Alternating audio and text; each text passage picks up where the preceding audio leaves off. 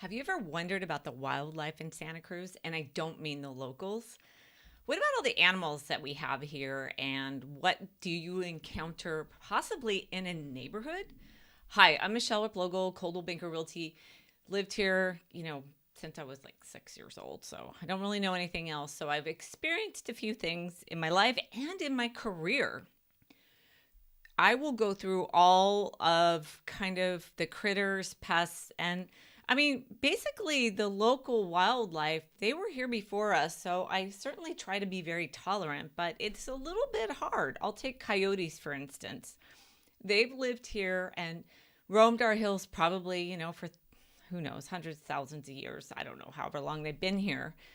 Yeah, we've kind of moved into their territory, right? And we brought these yummy little snacks called cats. And I don't mean to be,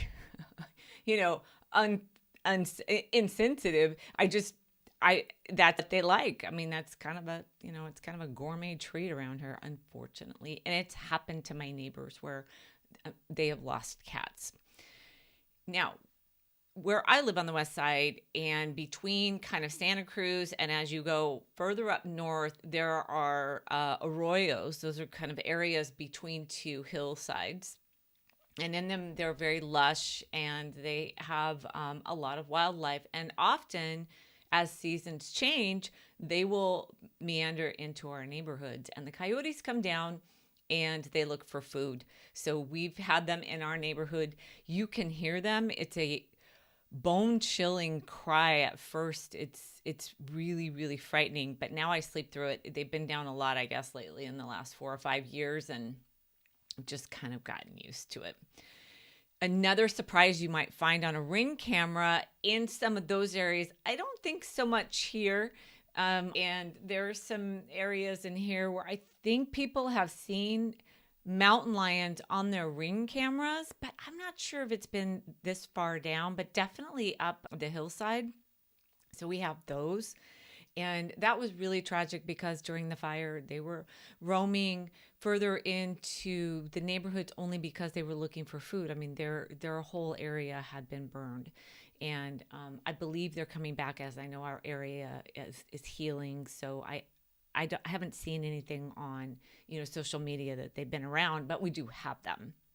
And they're very prevalent actually in the Cupertino Hills. And that's kind of on the other side. Always pointing, and I'm sorry about that.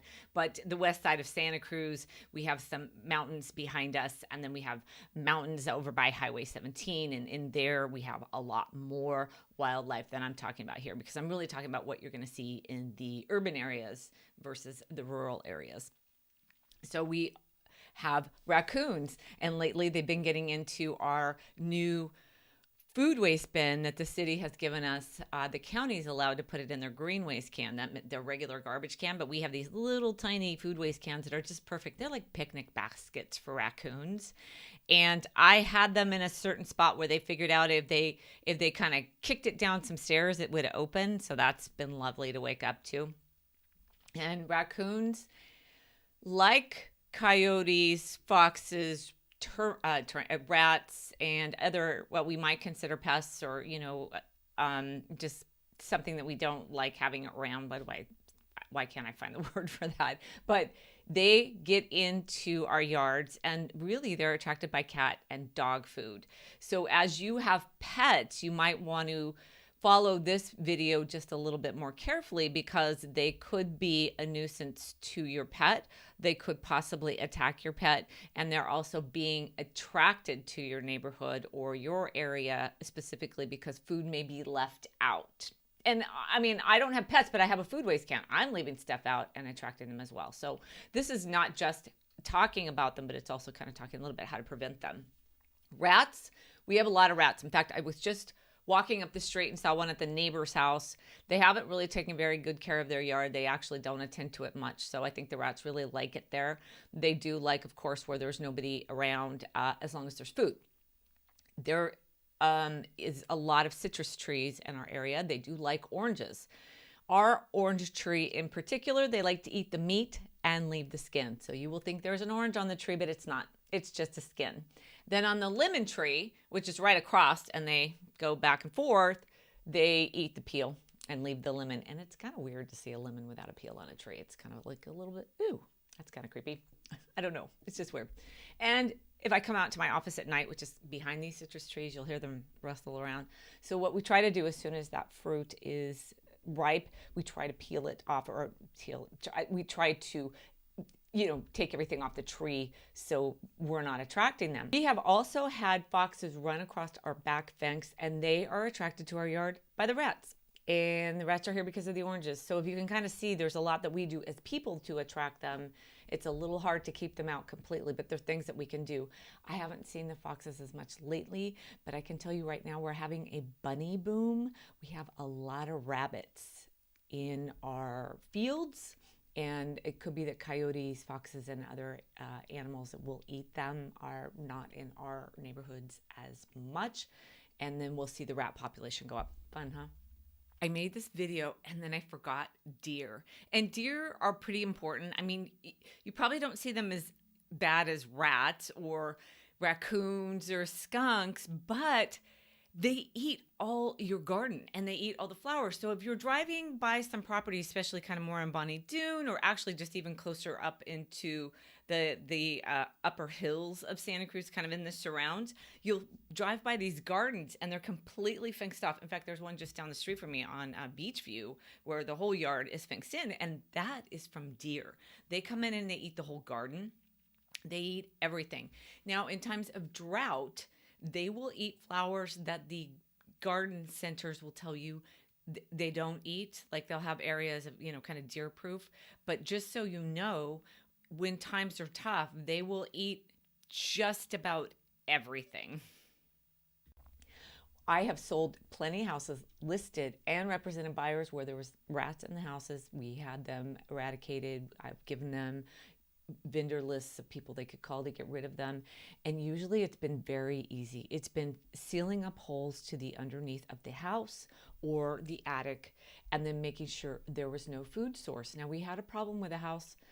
We went round and round with that seller, and we kept saying, "You're leaving food out." And she said, "No, I'm not." Well, she had a rabbit, and the rats were going for the rabbit food. And then what we did not know is she was letting the rabbit out and letting the rabbit roam free. So that was encouraging the rats as well. And she was also leaving a lot of food out on the counter. They're there. Anyway, they're always looking for an opportunity, rats. So what happened was when she moved out, they sealed up a lot of the holes, they got rid of the food sources, and they haven't had any problems since. So there you go. We also have possums in some areas. They can be good. They can actually chase away moles and gophers, which we are under just attack from the gophers. They are everywhere. You'll see neighbors out there just kind of plotting, trying to get rid of them. It's really, really hard. The only thing that was kind of good about it is this last year, we also had so many gopher holes that it really allowed all the water from all the rains to actually kind of permeate the soil a little bit better instead of pool up and create big puddles in our yards. But I'm not sure how good gophers are. And then lastly, let me just talk about mosquitoes. I get asked a lot about mosquitoes when people are buying here. We have a tax on our property taxes bill that pays for a full system to eradicate mosquitoes, a public service campaign that asks people to, of course, get rid of standing water, don't collect water without covering it or treating it, and making sure that if you have standing water around your yard, if you're not using it, of course, just dump it out because that encourages mosquitoes. And then in certain areas where they breed, they spray. So I think they've done an amazing job because since they started doing it, and I actually remember, there are a lot less mosquitoes. Now, I'm not talking about the San Lorenzo Valley. You cannot spray for them there. That is their home turf, and they are everywhere, and they're big and beefy, and I've been bitten just in the last couple of weeks when I was up there. It's okay. They live there. I'm entering their territory. I do my best to keep away, but you know how it is. So there you go. We have raccoons. We have foxes. We have some mountain lions. We have possums. We have rats. I have not seen mice, so I cannot comment on mice. We have termites, which I have a whole nother video for. We have mosquitoes, lots of little gnats. And, you know, in my experience on the west side, not a lot of flies. So there is your wildlife wrap-up for Santa Cruz. And, of course, if you have any questions, please let me know. and follow my social accounts. I have a lot of information about Santa Cruz there. And then, of course, you can email me or call me or talk to me. I'd love to hear from you. Thanks so much. Bye.